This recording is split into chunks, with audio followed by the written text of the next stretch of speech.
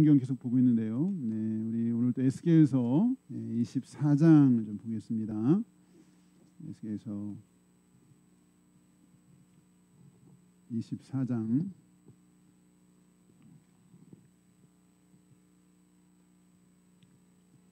15절부터 우리 24절까지 에스겔서 24장 15절부터 우리 24절까지 교독하겠습니다.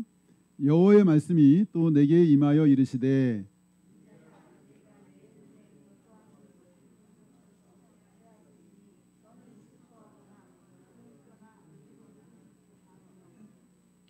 죽은 자들을 위하여 슬퍼하지 말고 조용히 탄식하며 수건으로 머리를 동이고 발에 신을 신고 입술을 가리지 말고 사람이 초상집에서 먹는 음식물을 먹지 말라 하신지라.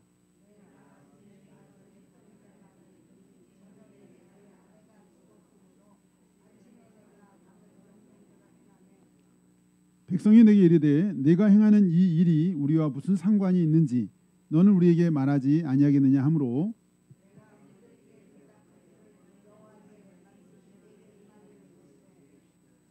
너는 이스라엘 족속에게 이르기를 주 여호와의 말씀에 내 성소는 너희 세력의 영광이요 너희 눈의 기쁨이요 너희 마음의 아낌이 되거니와 내가 더럽힐 것이며 너희의 버려둔 자녀를 칼에 엎드러지게 할지라.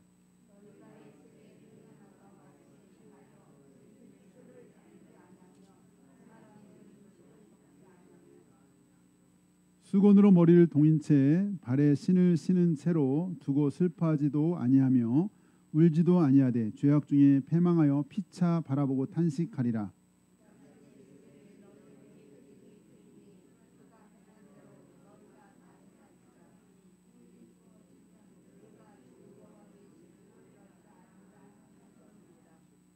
아멘. 거기까지 보겠습니다. 오늘 장차 나타날 영광이라는 제목으로 장차 나타날 영광이라는 제목으로 함께 은혜를 나누겠습니다. 이 세상에서 가장 변하기 어려운 존재라면 무엇이라고 우리가 할 수 있죠? 사람이죠. 사람은 고쳐 쓰는 게 아니다. 이런 얘기 많이 듣죠. 사람은 절대 고쳐 쓰는 게 아니다. 이런 얘기를 많이 듣는데 맞는 것 같아요. 사람은 절대 고쳐 쓰는 게 아니다. 그렇게 안 바뀐다는 거죠. 어떤 사람이 기질이나 성격이 세월이 흘러도 잘 안 바뀐다 이런 얘기할 때 우리가 많이 그런 얘기를 쓰는데 그렇게 변화가 어려운 이 사람이랄지라도 그렇게 변화가 어려운 사람의 이 변하기 어려운 사람이지만 변할 때가 있죠. 여러 가지가 있지만 하나님을 제대로 만날 때 하나님을 제대로 만나면 그렇게 변하기 어려운 사람이 변하고 예수를 제대로 믿고 만나면 변화되는. 그래서 누구든지 그리스도 안에 있으면 새로운 피조물이라. 보라 이전 것은 지나갔으니 새 것이 되었다. 새 것. 옛날은 지나갔고 새 것이 됐다. 예수님 안에 있으면 예수님 만나고 예수 안에서 새롭게 되면 완전 새로운 피조물이다. 성경은 이렇게 우리에게 말하는데 진짜 변하기 어려운 우리도 예수 믿고 하나님을 제대로 만나면 아무도 변화시킬 수 없는 그 사람들이 변하는 그런 경우들 우리 자신도 경험하고 주위에서 많이 경험하는데 지난 금요일 날 저희가 탤런트 김수미 씨 간증을 들었는데 기독인 실업인의 행사가 한 2주 전인가 있었는데요. 이번에 초청 강사로 이번에 첫 시간을 하게 됐다고 그래요. 근데 그렇게 이제 큰 행사인데 무슨 일이 있었는지 갔는데 첫 번째 강사에 갔는데 이게 예정보다 이게 약속 시간이잖아요. 근데 이게 자꾸 늦어져가지고 1시간 늦어요. 1시간.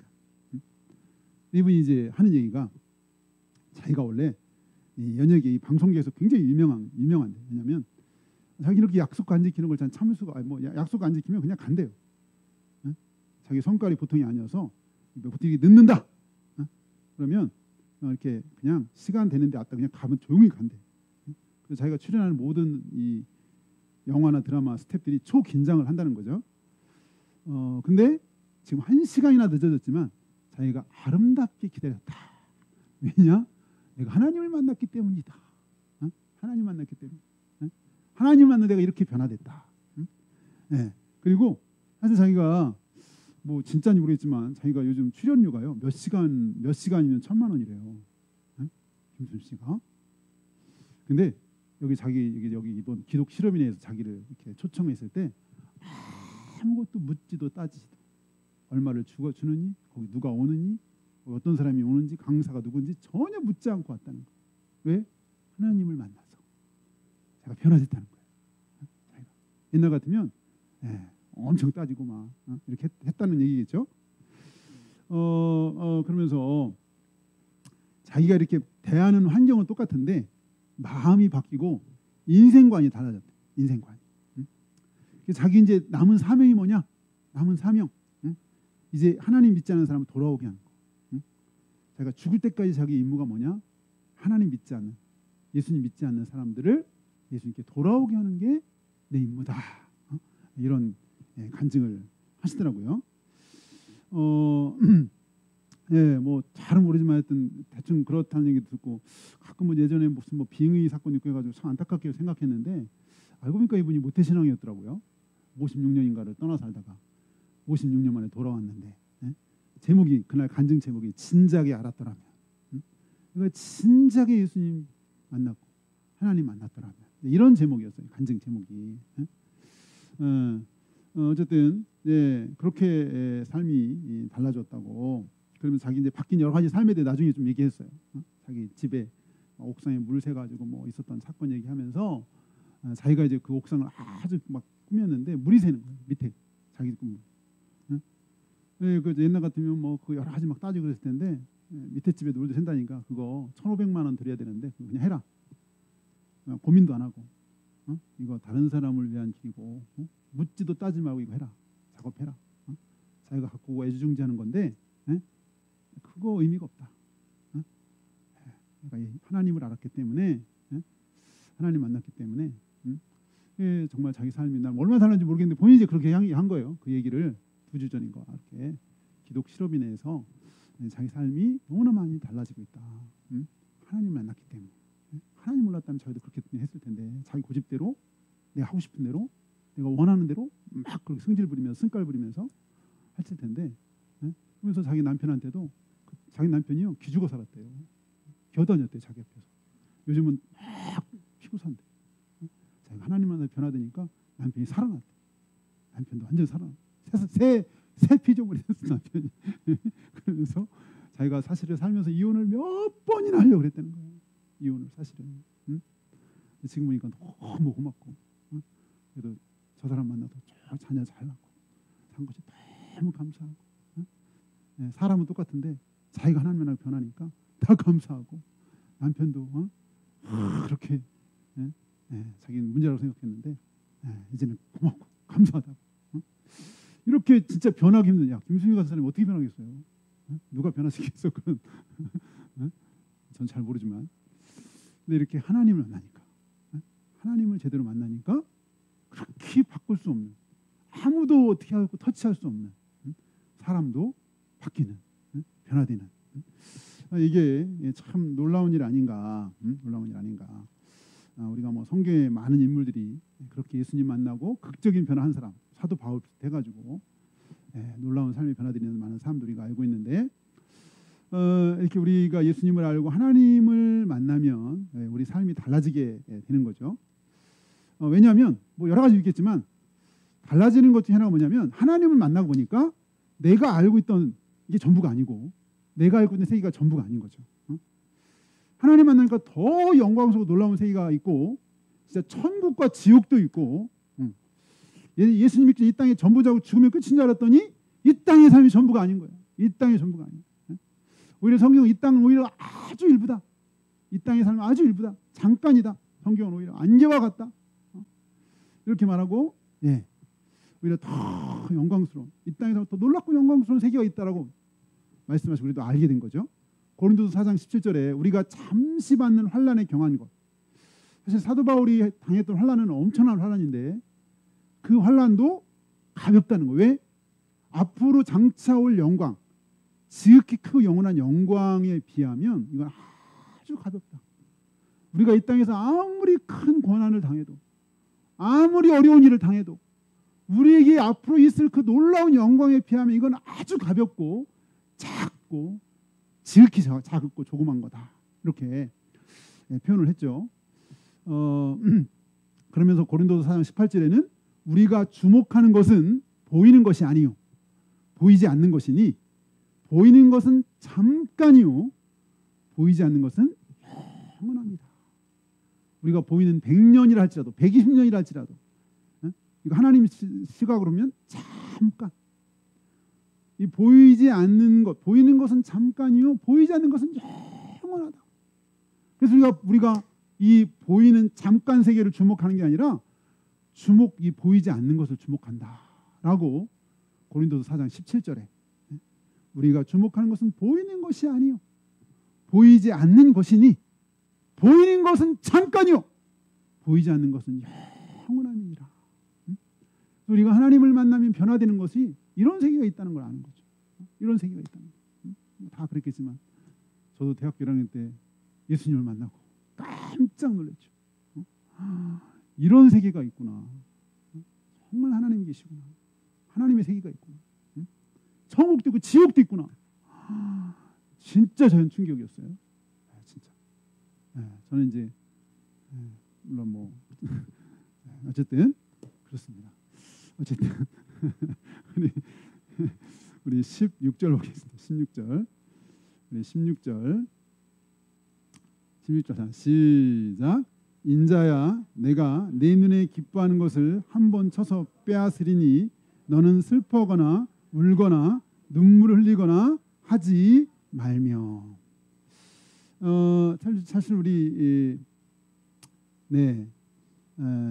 오늘 본문은 사실은 조금 우리가 어떻게 보면 좀 이해하기 어려울 수 있는 그런 내용들이에요. 오늘 이렇게 지금 16절에 이렇게 말씀하신 것처럼 하나님이 인자야. 인자 누구죠? 인자 누구죠 여기? 에스겔한테 하는 말이 내가 네 눈에 기뻐하는 것을 한 번 쳐서 한 방에 빼앗는다는 거예요.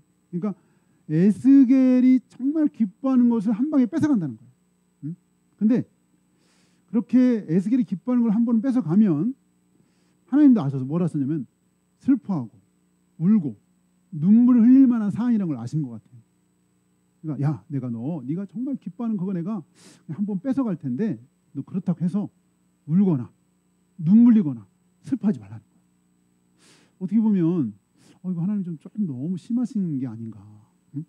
이렇게 왜 기뻐하는 거를 뺏어가면 그게 어떤 거라는 얘기 안 했지만 어쨌든 에스겔이 기뻐하는 거를 뺏어가면 슬퍼하고 눈물 흘리고 많이 힘들어할 걸 아시는 거예요.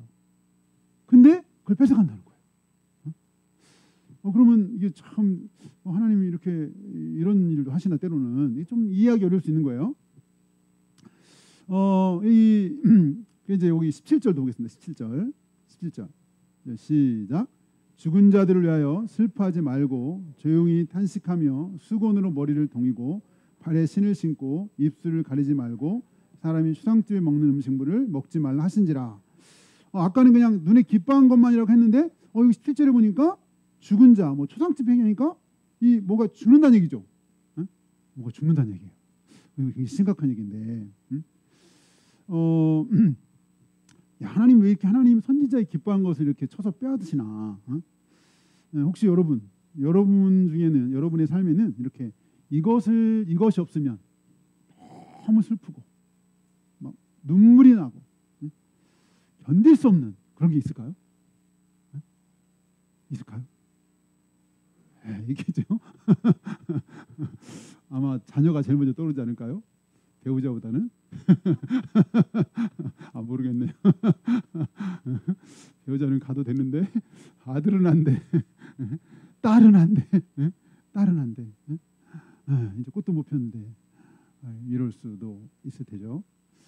어떻게 생각하면 참 이거 굉장히 잔인한 얘기일 수도 있는데 근데 그런 너무나 힘든 일을 겪을 걸 아는데도 하나님이 그렇게 슬퍼하는 티를 내지 말라네. 슬프지 말라.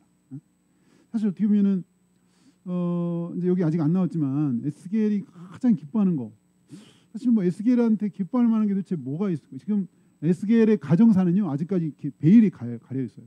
오늘 딱 이게 처음 나와요. 에스겔이 어떤 삶을 살았는지, 어떤 가정이었는지, 자녀가 있었는지, 부인이 있었는지, 어떤 부인인지 전혀 힌트가 없어요. 예레미야는 일찍이 하나님이 결혼하지 말라고 했어요. 예레미야. 야, 선지자들이 아무나 선지자가 아닌 것 같아요. 하나님이 야 너는 결혼하지 마 이러면은 진짜 결혼 안 하고 그렇게 순종해서 살 남자들이 많지 않죠. 오늘같이 이렇게 야 너 네가 진짜 좋아하는 그 대상을 내가 데려갈 거야. 이러면 좀 따지거나 조금 불평을 말할 수가 아니면 하나님한테 아니 하나님 제가 지금까지 하라는 대로 다 했습니다. 정말 말도 안 되는 명령 다 지켰습니다. 390일 이렇게 왼쪽으로만 누워서 살래요. 왼쪽으로 이렇게 왼쪽으로. 근데 이렇게 누워서 사는 게 아니라 여기다가 이제 그 곡물을 이렇게 구워 먹는데 그 왜 하필 곡물을 굽는 그 불을 뭐로 하라 그랬죠? 인분으로, 똥으로, 사람 똥으로 그것을 구워 먹으래요. 390일 동안 왼쪽으로 누워 살면서 그 곡식을 구워 먹는데 인분을 가지고 구워 먹으라는 거예요. 많은 사람 앞에서. 물론 이제 그거는 이제 얘기했죠. 우리가 좀 에스겔이 하나님한테 좀 사정했죠. 하나님 인분은 좀 심합니다. 새똥으로 바꿔주세요. 하나님 새똥으로 바꿔주긴 했어요. 하나님 시키는 데 다 했어요. 그동안. 하나님 제가 그동안 시킨 데 다 했는데 제가 뭐가 좀 잘못됐나요? 아니 제가 가장 기뻐하는 거 데려가신다 그러는데 그거 혹시 좀 연기시켜 주든지 한 10년만 아니면 정 안 되면 5년만이라도 못다한 걸 내가 좀 그동안 살면서 내가 그동안 제대로 사랑 한번 못했는데 내가 생각하고 짐작한 것이 맞다면 하나님 이렇게 얘기할 수 있잖아요. 근데 에스겔은 한마디도 안 해요. 한번 볼까요? 18절 같이 시작. 내가 아침에 백성에게 말하였더니 저녁에 내 아내가 죽었으므로 아침에 내가 받은 명령대로 행하매. 야, 이 참 선지자는 선지자예요. 이 아침에 하나님이 그 얘기 한 거야. 아침에 아까 그 얘기를 너 네 눈에 기뻐하는 건 내가 한 방에 너 데려갈 텐데 너 슬퍼하거나 울지 마. 근데 이 에스겔이 그 말을 받고 그거를 사람들한테 또 선포를 했어요. 백성들한테 하나님이 오늘 나한테 말씀하시기를 나의 기뻐하는 것을 뺏어갈 테니 너 울지도 말고 너 그 슬퍼하는 사람 표정 내지도 말라. 전혀 그 슬픈 이렇게 행색을 내지 마라. 아예 일체. 그걸 다 이미 얘기했는데 딱 저녁이 됐더니 어떻게 데려가는지 모르지만 그냥 아내가 갑자기 죽은 거죠. 갑자기 죽은 거예요. 그러니까 아마 에스겔도 짐작을 했을 거예요. 아까 그 초상집 얘기하고 죽은 자들 위해 우리 슬퍼하지 말라고 한 걸 보니까 누구를 데려가실 건데 혹시 설마 했겠죠. 왜냐하면 어쩌면 이 에스겔한테 그나마 이 포로지에서 참 그나마 유일한 위로, 왜냐하면 에스겔의 사역이 너무 험악해. 처음부터 하나님 부를 때 에스겔한테 네가 만날 사람들은 그냥 아주 얼굴이 그냥 아주 완전히 굳었고 마음도 굳고 내가 너를 가시와 찔레와 전갈 속에 두는 것과 같을 거야. 그랬거든요. 가시 속에 던지면 찔리고 아픈 거예요. 계속 가시 속에 들면. 제가 이제 어제 저희 아들이랑 막내 아들이랑 제가 같이 자게 됐는데 원래 이제 제가 이제 밑에 자고 아들이 원래 침대에서 자요. 제가 어제 막 준비하다가 너무 피곤해가지고 먼저 자게 됐어요. 근데 누웠더니 몸이 근지러운 거예요. 그래서 아들을 오늘 한번 모르겠다. 내가 오늘 좀 편한 데 자자 해가지고 침대에 올라가자고. 밑에서 뭐가 벌레가 있는지 막 근지러운 거예요. 자려고 하는데 잠이 안 오고 막 해서 아들은 모르겠다. 난 저기 편하게 자야 되겠다 해가지고 제가 침대에서 자고 아들이 이제 밑에서 잤어요. 그래서 아침 밥 먹으면서 야 아빠가 내가 어제 올라간 이유를 너 모르지? 근질근질했더니 갑자기 막 긁는 거야. 막 먹으면서 그냥 멀쩡했는데 막 긁어. 근데 에스겔은 그냥 그렇게 가려운 정도가 아니고 이 뭐였죠? 가시와 전갈이 있는 것 같은 곳에 보낸다는 거예요. 계속 찌르고 막 가렵고 막 벌레가 새고 들어가서 막 긁고 다니고 막 그런 환경에 보낸다는 거예요. 그러니까 굉장히 열악한 환경에 에스겔을 두는데 그나마 그래도 위로받고 힘을 얻는 게 가정이었던 거예요. 아내였던 거예요. 그러니까 하나님이 처음에 이 아내가 기뻐하는 존재가 아니었으면 딴 사람을 했을 거예요. 그러니까 에스겔이 기뻐하는 존재가 아니었으면 네 기뻐하는 거 뺏는다 그랬을 때 예? 딴 존재였을 거예요. 혹시 아들을 너무너무 사랑했다 그러면 아들이 됐을 텐데 예? 그냥 아내를 그만큼 사랑했던 거죠. 어? 하나님이 뭐 거짓말 시키는 없잖아요. 어? 네 기뻐하는 거라 했잖아요. 그러니까 에스겔이 그나마 힘든 사역에 그나마 위로받았던 대상 아내였던 거예요. 근데 그나마 마지막 위로를 데려가신 거예요. 어떻게 사역하라고? 이제 어떻게 살라고? 당장 내일 아침부터 어떻게 살라고? 하나님 그렇게 데려갔는데 에스겔은 하나님이 말씀한 대로 행했다는 거예요. 18절에 내가 받은 명령대로 행하여 그냥 슬퍼도 슬픈 내세가 우리 17절 다시 17절 우리 17절 봐요. 17절 다시 시작. 죽은 자들을 위하여 슬퍼하지 말고 조용히 탄식하며 수건으로 머리를 동이고 발에 신을 신고 입술을 가리지 말고 사람이 수상집에서 먹는 음식물을 먹지 말라 하신지라. 다시 말하면 여기 17절은 뭐냐? 여기 수건으로 머리를 동인다는 건 원래요. 사람이 죽으면 너무 슬프면 이 평소에 쓰고 있는 터번 수건을 벗어 던지고 재를 뿌려 머리에. 그거 하지 말라는 거예요. 그리고 너무나 황당한 일 하고 어려움을 당하면 신을 벗어야 돼. 근데 신을 신으라는 거예요. 그러니까 티를 내지 말라는 거예요. 너 슬픈 티를 내지 마라. 응? 다 마찬가지예요. 초상집에 먹는 음식 원래 죽으면은 장례식 빵이라 해가지고 먹는 게 있어요. 근데 그 일체 먹지 말라는 거예요. 응? 전혀 사람이 죽은 티를 내지 말고 네가 아무리 슬프고 힘들어도 티를 내지 말라는 거예요. 이거 너무 좀 심한 거 아닌가? 아무리 선지자. 응? 근데 에스겔이 그대로 시킨 대로 다 한 거예요. 시킨 대로 행한 대로 다 했어요. 그랬더니 사람들이 이제 막 자기들이 궁금해서 미치려고 하는 거예요. 아니 분명히 그 아침에 뭐 에스겔이 와가지고 뭐 하나님이 뭐 너 기뻐하는 거 뺏는다고 막 그런 얘기 했는데 저 사람이 저렇게 죽었는데 아내가 죽었는데도 슬퍼하지도 않고 뭐 전혀 너무 이상한 거죠. 정상적이 아닌 사람이 아닌 거예요. 정상이면 그럴 수가 없는 거예요. 그러니까 사람들 궁금해서 와서 물었어요. 그럼 혹시 이게 그래가지고 19절 봅니다. 19절 다 같이 시작. 백성이 내게 이르되 내가 행하는 이 일이 우리와 무슨 상관이 있는지 넌 우리에게 말하지 아니하겠느냐 하므로 궁금한 거예요. 보니까 이게 단순한 뭐 일이 아닌가 보다. 이게 무슨 뭔가 이게 뭐가 우리랑 관련 있는 거 아니야? 왜냐하면 그동안도 그런 일이 많았었으니까 에스겔이 행동한 거예요. 그러니까 그때서 이제 말씀한 게 22절 결국 뭐냐? 이 백성들이 가장 기뻐하고 의지하고 그냥 그 불패라고 여겼던 성전이 불탄다는 거예요. 성전. 그리고 예루살렘이 망한다. 예루살렘은 결코 망하지 않는다는 이 생각하고 있어요. 이스라엘 백성들은. 왜? 거기에 하나님이 기뻐하신 성전이 있기 때문에. 근데 하나님이 그 성전, 하나님이 만든 성전, 만들게 했던 성전을 하나님이 그냥 다 파괴시킨다. 가장 기뻐하는 것을 없앤다.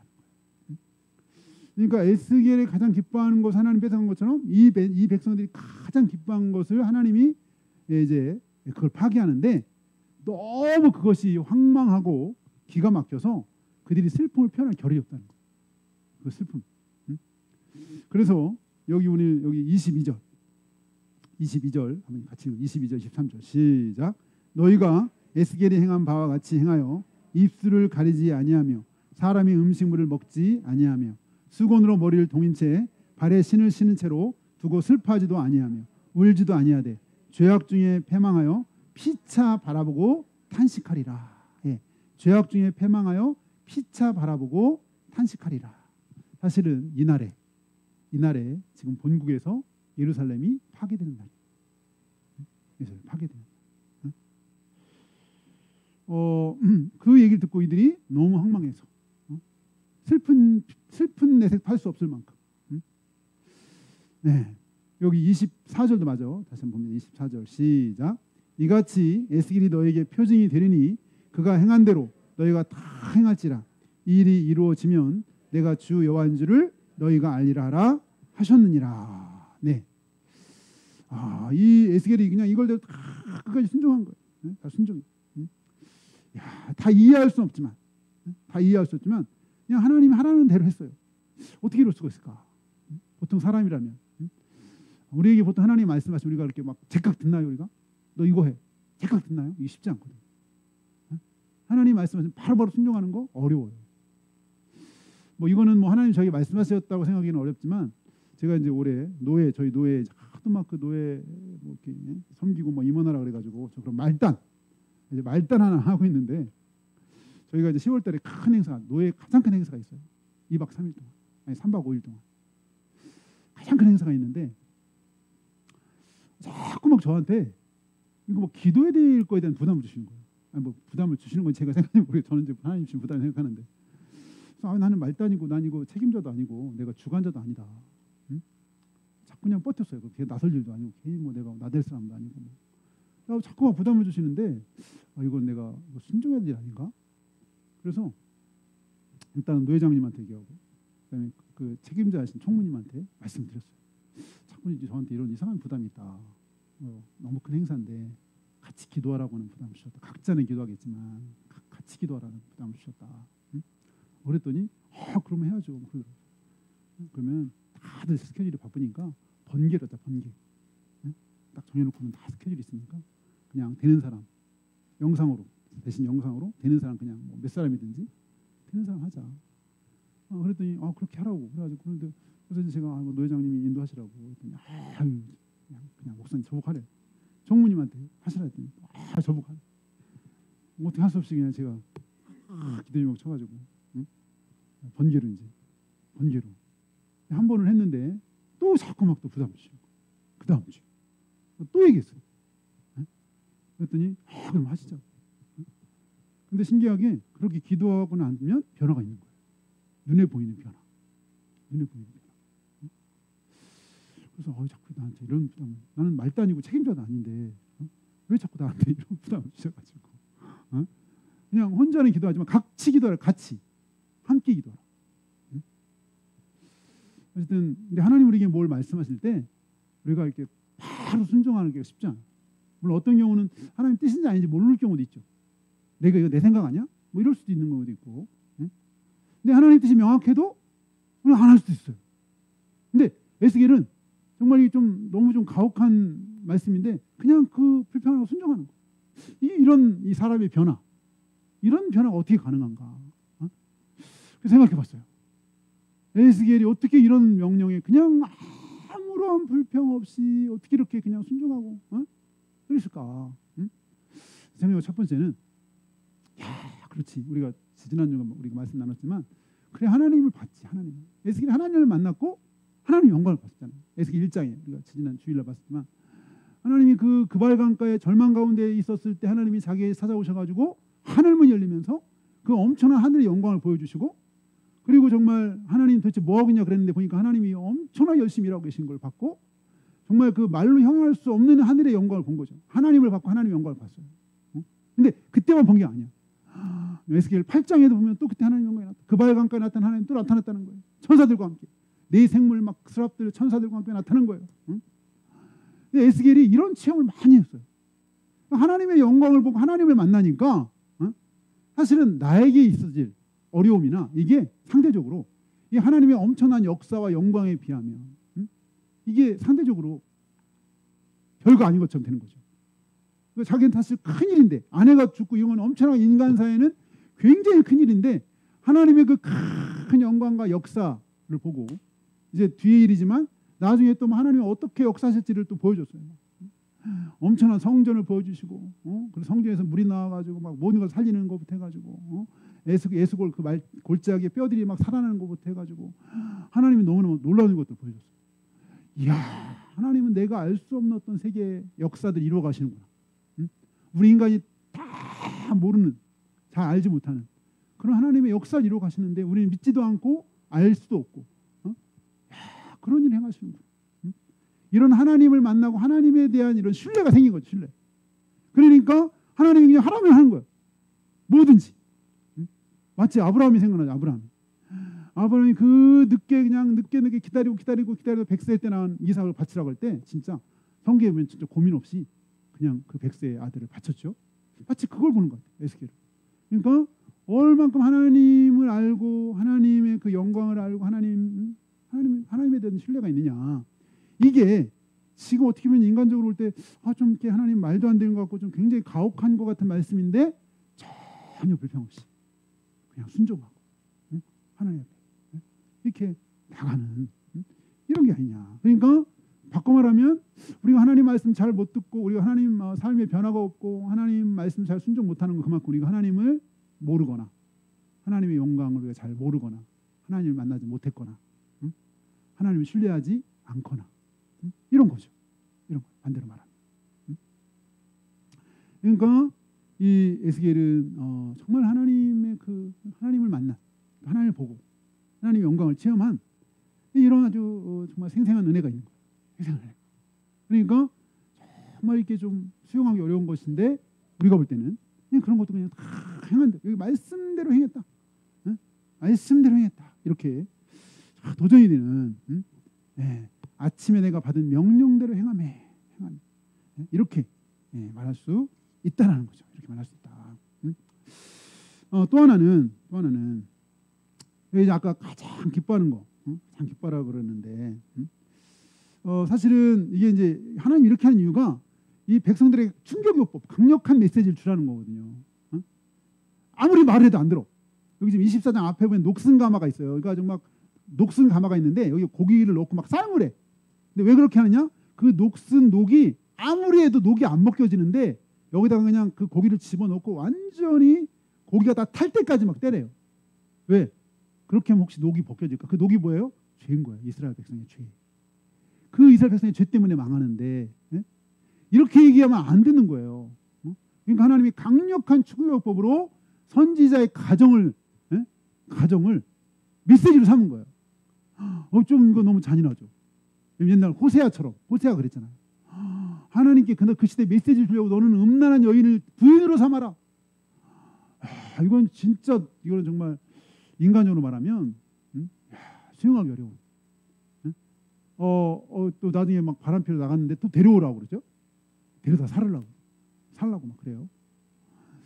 그래서 이건 흔한 일은 아니에요. 흔한 일은 아니고 가끔 하나님 선지자를 이렇게 하나님 메시지로 쓰시는데 그 당사자는 이 보통 일이 아닌 거예요. 이게 사실은 보통 일이 아니잖아요. 이런 일들이. 그럼에도 불구하고 아니 백성들에게 메시지 하려고 나의 가정을 이렇게 하셔도 되나? 삐딱하게 생각하면 이럴 수 있는데 에스겔은 전혀 그런 거에 대해서 하나님 불평하거나 불순종하지 않았다는 거예요. 아마도 아까 먼저 하나님에 대한 그런 이해, 신뢰뿐만 아니라 이 사도 바울이 말했던 현재의 고난은 장차 나타날 영광과 비교할 수 없다. 아까 예레미야도 얘기했지만 예레미야도 사실은 너무너무 힘들게 사역을 했는데 예레미야의 이 사역 속에 기쁨이 별로 없어요. 기뻐할 만한 일이 없었어요. 사실은. 그 평생이 진짜 너무너무 힘든 일을 했는데 아마도 천국에 가서는 하나님이 엄청나게 칭찬하고 기뻐했을 것 같아요. 이 땅에 있는 동안에 인간이 누릴 수 있는 그런 즐거움과 행복을 누리지 못하고 오직 하나님의 말씀을 전하며 하나님의 심부름 하는데 너무 힘들게 살았어. 하나님은 그거에 대해서 그냥 그렇게 그냥 어떻게 보면 인간으로 볼 때 불행한 사람으로 그렇게 그냥 놔두시지 않고 결코 하나님이 이 아마 천국에서 에레미야를 엄청 하나님이 기뻐하시면서 하나님의 말씀에 그렇게 순종하면서 살만한 사람이 얼마나 되겠어요 이 땅에.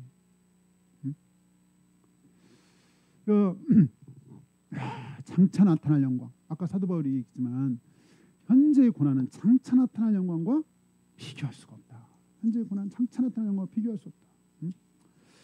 지난주도 우리 럼브란트 리차드 범브란트 목사님 얘기를 했지만 그 목사님도 진짜 어떻게 그런 일을 겪을 수 있을까? 그런 일을 정말 이게 감당할 수 있을까?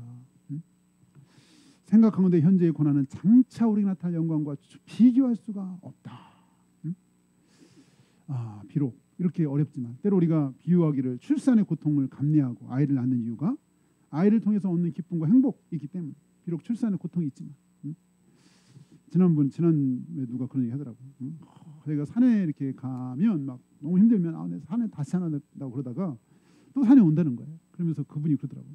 마치 우리가 아기 낳는 것 비슷한 것 같다 그러면서 아기 낳을 때 힘들어가지고 다시 낳는다고 그러더라고요. 지나면 아기 막 예쁘고 그러면 또 낳으려고 그런 것처럼 산에 다시 하는다고 그러는데 또 온다는 거예요.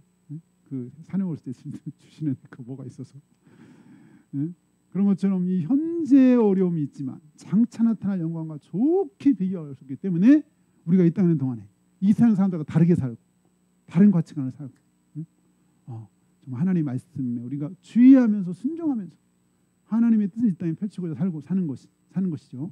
이 땅의 삶, 고린도 전 부활장에도 말한 것처럼 우리의 바란 것이 다만 이생뿐이면 우리는 가장 불쌍한 자다. 우리가 바라고 소망하는 삶이 그냥 이 땅에 있는 삶이 전부라면 우리는 가장 불쌍한 자라네. 가장 불쌍한 자, 가장 초라한 자, 가장 비참한 자일 수도 있어요. 어떤 사람은 이게 전부라면 결코 이 땅이 전부가 아니다. 보이는 것은 잠깐이요, 보이지 않는 것은 영원하다. 영원하다. 우리가 주목한 것은 보이는 것이 아니요, 보이지 않는 것이. 장차 나타날 영광을 우리가 바라보면서 때로 이 땅에 우리가 주의 말씀을 따라 살아가는 삶이 힘들고 어려울 수도 있고 세상 사람하고 다른 삶일 수도 있을지 모르지만 우리에게 주님이 계시고 주님 분명히 살아계시고 우리가 장차 그분 앞에 갈 것이고 그 영광을 우리가 볼 것이기 때문인데요. 좀 같이 기도하겠습니다. 좀 기도할 때 우리가 이 땅에 사는 동안에 또 우리에게 해야 될 많은 일들 속에 하나님이 우리에게 또 부탁하신 일, 우리가 마땅히 하나님의 자녀로서 은혜에 합당하게 살아가야 될 일, 이런 부분들이 때로 힘들고 어려울 수도 있을지 모르지만 오늘 에스겔이에게 주어진 하나님의 말씀이 인간적으로 보면 참 무겁고 힘들고 어려운, 이해할 수 없는 너무나 충성된 종인데 하나님 이렇게까지 하시나라고 할 수도 있는데 에스겔이 그 모든 것들을 그대로 순종하면서 나아가는 그런 모습을 보면서 하나님의 우리가 알던 하나님의 섭리가 있고 또 하나님의 정말 뜻이 있고 뿐만 아니라 현재 이 고난은 장차 나타날 영광과 좋게 비교할 수 없는 그런 하나님의 놀라운 뜻이 있는데 우리가 이 땅에 살아가는 동안에 또 우리가 주님과 동행하며 주의 뜻을 따라 순종하며 살아가는 하나님의 자녀들 되게 해주시고 우리가 주님 때문에 주님을 섬기다가 힘들고 어려운 일이 있어도 주님으로 말미암아 우리가 넉넉히 이기며 나가는 우리가 되게 해달라고